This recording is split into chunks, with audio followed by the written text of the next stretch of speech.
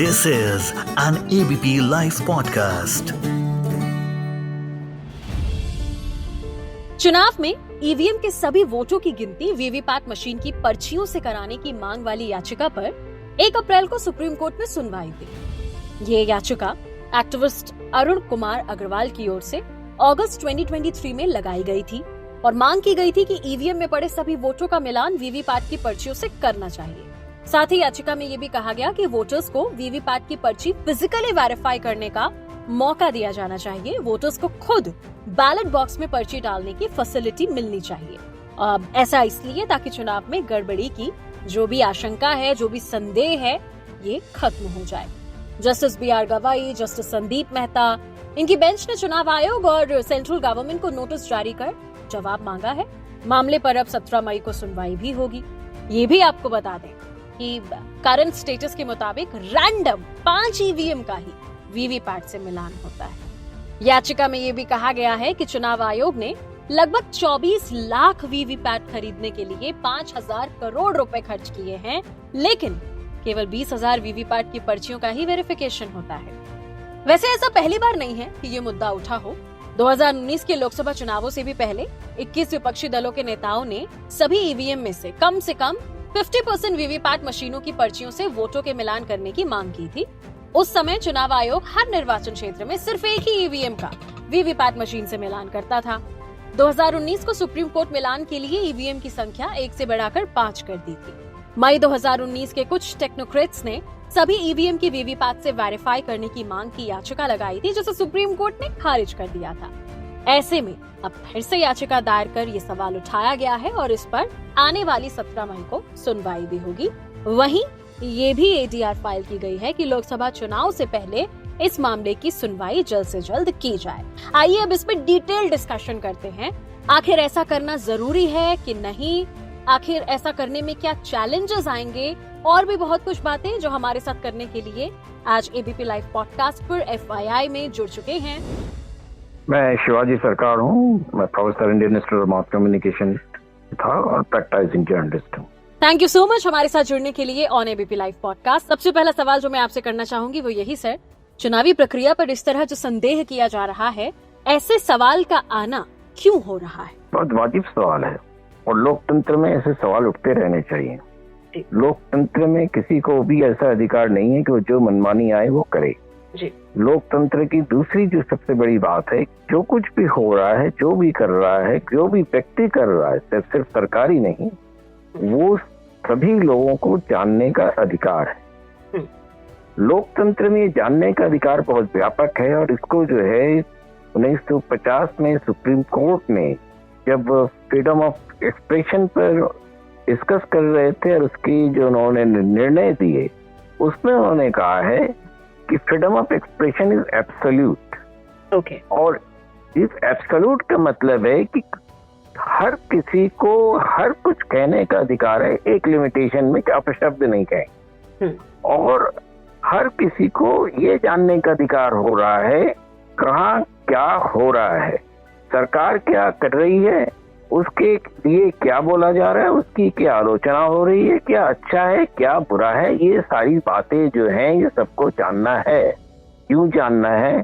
Supreme court ने ये भी कहा, सुप्रीम कोर्ट ने ये कहा था कि ये जानना क्या अधिकार इसलिए है कि लोग एक इन्फॉर्म्ड डिसीजन ले सके।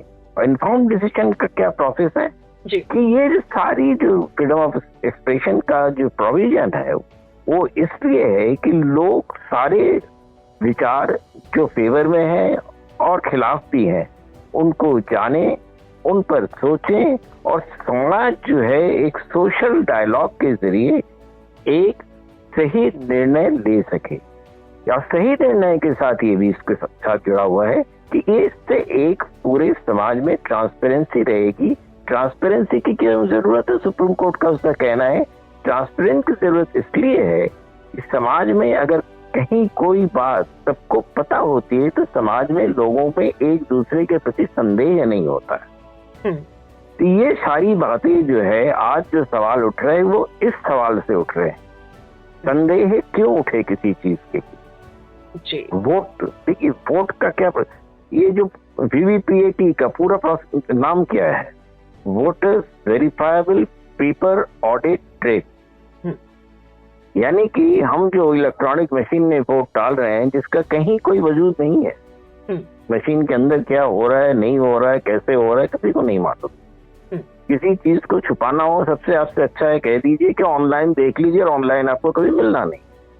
वोट के साथ भी ये चीज ना हो, इसलिए बहुत जद्दोजहद के बाद एक पेपर ट्रेल की व्यवस्था की गई और उसके लिए भी कई मुकदमे हुए थे। ऐसा नहीं है कि अचानक हो गया था। और उसके बाद पहले एक मशीन पे हुआ, फिर ये है कि हर कॉन्स्टिट्यूंसी में 5 मशीनों पे होगा और उसकी काउंटिंग होगी 5 मशीनों।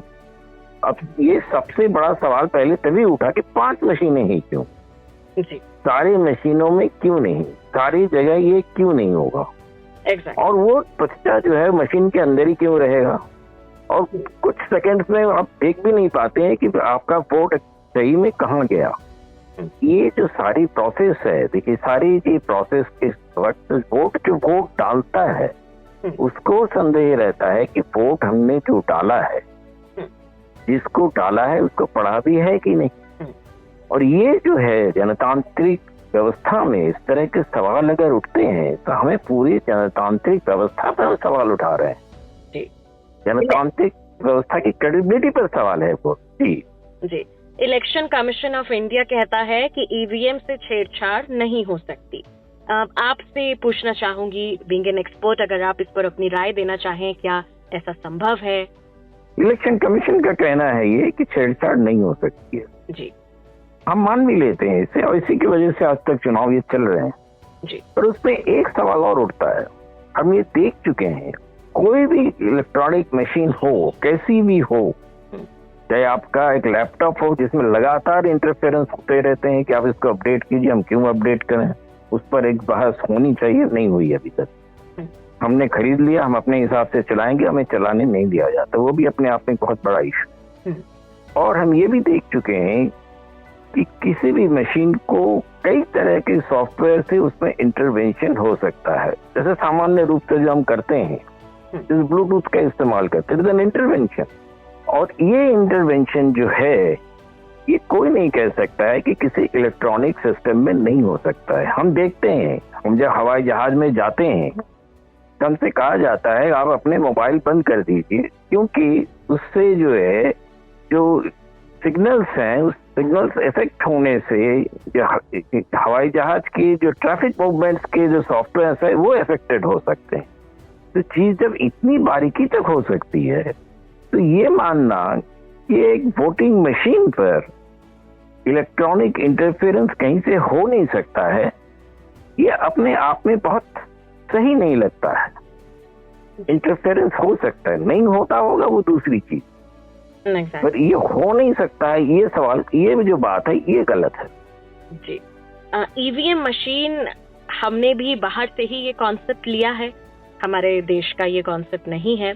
क्या बाहर भी उस पर्ची से मिलान होता है?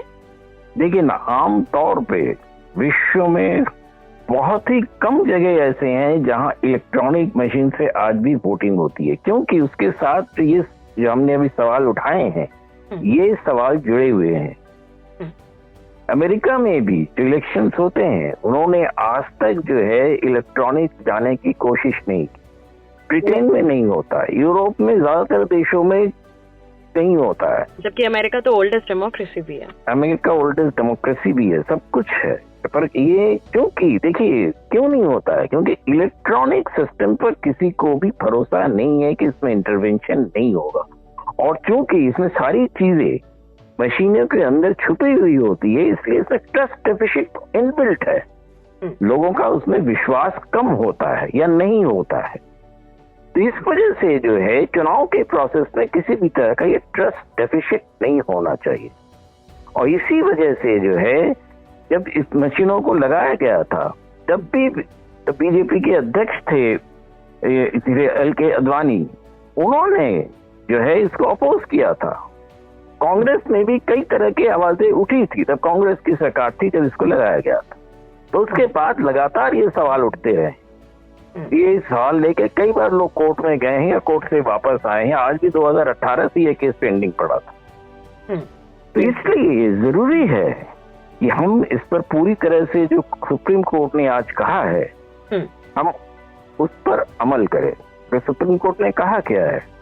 सुप्रीम कोर्ट ने जो आज कहा है कि आपने 5,000 करोड़ खर्च किए, 26 लाख मशीनें आप लाएं और उसमें से बहुत थोड़े से मशीनों को आप कहते हैं कि उसमें से वीवीपैट हो सकते हैं। सुप्रीम कोर्ट ने कहा ऐसा क्यों, सारी मशीनों में क्यों नहीं हो सकता है? सुप्रीम कोर्ट का ये सवाल बहुत महत्वपूर्ण है जी। महत्वपूर्ण इसलिए है कि जब हम वोट कर रहे हैं, अगर हम बैलेट से करते हैं तो हम देख सकते हैं कि वोट कहाँ पर पड़े हुए हैं बैलेट पेपर पे, और उस हिसाब से काउंटिंग होती है। इसमें मशीन में जो है, मशीन क्या है? मशीन तो एक काउंटर है, और काउंटर सही तरीके से काउंटिंग कर रहा है कि नहीं कर रहा है, उसकी ऑडिट ट्रेल है। ये देखिए, दिस इज ऑडिट ट्रेल। इसकी ऑडिटिंग कैसे होगी? जी। जब वो काउंटिंग और जितने इसमें पर्चियां पड़ रही हैं उसका मिलान होगा तभी तो ऑडिटिंग होगी, नहीं तो वोटिंग का जो रिजल्ट है वो सस्पेक्ट रहता है। पिछली 2019 के कई जगहों पर हमने ये देखा कि चुनाव में, एक तो नंदीग्राम में ही हमने देखा जी। कि चुनाव का ऐलान हुआ, उसमें एक रिजल्ट बताया गया, फिर थोड़ी देर बाद कहा गया कि नहीं ये नंबर दूसरा है। मेरठ में भी ऐसे ही हुआ। मेरठ में पहले ऐलान किया गया कि किसी पार्टी का एक जो है वो जीत गया है, जो बीएसपी का था। उसके थोड़ी देर बाद जैसे वो चले गए, अचानक आया कि नहीं वो दूसरे पार्टी के जो है वो उनको उससे ज्यादा वोट मिले हैं, 3,000 इसलिए। तो ये संदेह के घेरे में ये सारी चीजें ईवीएम को लेकर आती है। सवाल है कि जनतंत्र में, लोकतंत्र में ये सवाल क्यों होने चाहिए? ये संदेह होना जो है पूरे लोकतंत्र पर विश्वास उड़ जाता है लोगों का।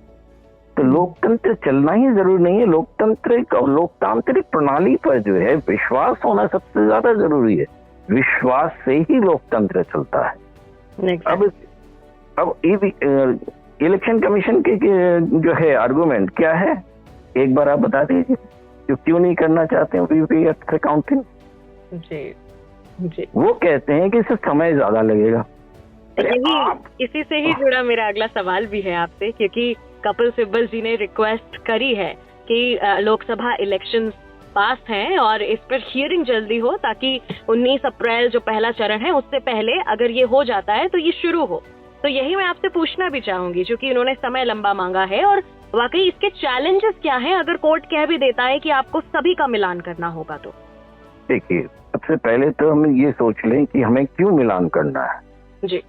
और उससे पहले मैं जवाब ये देना चाहूंगा, इलेक्शन कमीशन ने जो कहा है कि काउंटिंग में समय ज्यादा लगेगा, अपने आप में गलत रीजनिंग है। ओके। जो इलेक्शन 10 दिन के अंदर हो सकता है, इससे ज्यादा हिंदुस्तान में इलेक्शन नहीं लगते हैं, ज्यादा से ज्यादा 10 से 11 दिन लगा लीजिए और उसमें आप 6 फेज कर लीजिए, जितने फेज करना चाहिए सारे फेजेस कर सकते हैं। आप उसको 3 महीने क्यों लगा दिया आपने? अगर 12 मार्च की तारीख से देखें और 4 जून तक का जो है वो बस 3 महीने से 1 हफ्ता कम होता है मुश्किल से, है ना? 11 हफ्ते आप चुनाव को खींच सकते हैं इस गर्मी के दिनों में, जिसकी कोई जरूरत नहीं है। और उसमें इलेक्शन कमीशन ने कहा कि खर्चा बढ़ेगा। खर्चा जो है 3 महीने का जो प्रोसेस होगा, हर पॉलिटिकल पार्टी का खर्चा बढ़ेगा, हर कैंडिडेट का खर्चा बढ़ेगा, और हर तरह से जो पूरे एडमिनिस्ट्रेटिव प्रोसेस का खर्चा जो बढ़ रहा है उसके बारे में आप बात नहीं कर रहे हैं। और कुछ घंटे की काउंटिंग में जो खर्चा आएगा उसके बारे में आप बहुत ज्यादा कंसर्न है। तो इलेक्शन कमीशन की ये जो बात करना है, ये इलेक्शन कमीशन को ही शक के दायरे में लाता है। और मेरे ख्याल में एक कॉन्स्टिट्यूशनल इंस्टीट्यूशन को किसी भी हालत में शक के दायरे में नहीं आना चाहिए। जी, एग्जैक्टली। अब मैं आपसे फिर से ये सवाल करना चाहूंगी, एक तो लंबा वक्त ही हो गया, क्या यही एक इकलौता चैलेंज होगा? नहीं, देखिए ये चैलेंज नहीं है जी। चैलेंज ये है कि सारे मशीनों में वीवीपैट की काउंटिंग हो, पर्चा जो है मशीन के अंदर नहीं गिरे, पर्चा वोटर के हाथ में आए और वोटर उसको एक बैलेट बॉक्स में डाले, है ना? तभी तो हम इंश्योर कर पाएंगे कि पर्चे जो है वो सुरक्षित होंगे। मशीनें सुरक्षित है या नहीं, पर्चे सुरक्षित है या नहीं, इन सारी चीजों की जरूरत इसलिए है कि किसी भी तरह से ये जो डेमोक्रेसी का महायज्ञ है उस पर किसी का शक न हो। जी। दूसरी चीज है इलेक्शन कमीशन अगर ये कहती है कि हमारे पास अभी विदल नहीं है, यानी कि हमने वो वीवीपैट मशीन तैयार नहीं की है, तो इलेक्शन कमिश्नर को इसका खामियाजा देना चाहिए या इलेक्शन कमिश्नर को इसका खामियाजा देना चाहिए। तो उन्होंने ये दूरंदेशी क्यों नहीं रखी, उन्होंने क्यों नहीं सोचा कि इसकी जरूरत होगी।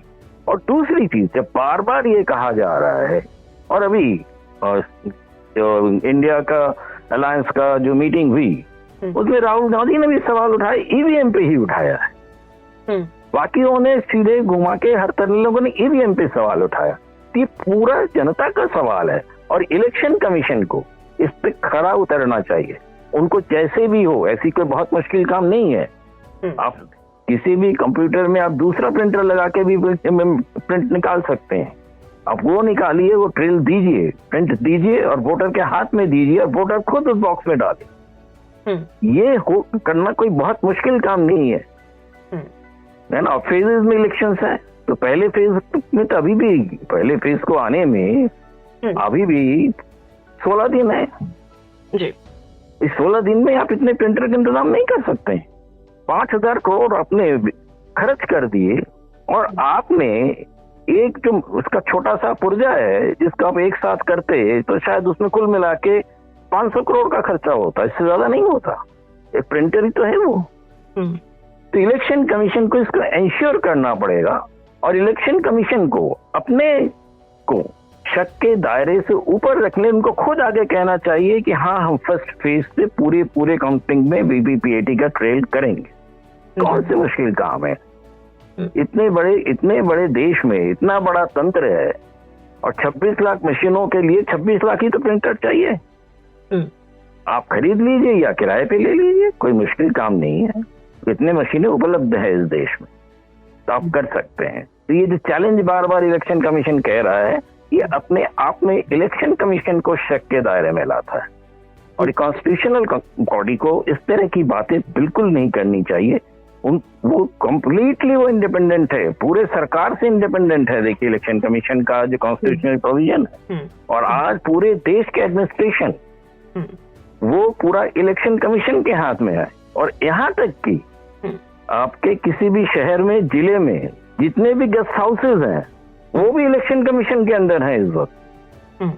कौन कहाँ मूव करेगा नहीं करेगा, इसलिए इलेक्शन कमीशन अगर इस तरह की बात करता है तो इलेक्शन कमिश्नर अपने ऊपर सवाल उठाता है। उनको ये नहीं करना चाहिए। Exactly sir. हमारे साथ जुड़ने के लिए एबीपी लाइव पॉडकास्ट पर आपका बहुत बहुत शुक्रिया। मैं मानसी हूँ आपके साथ। सुनते रहिए एबीपी लाइव पॉडकास्ट।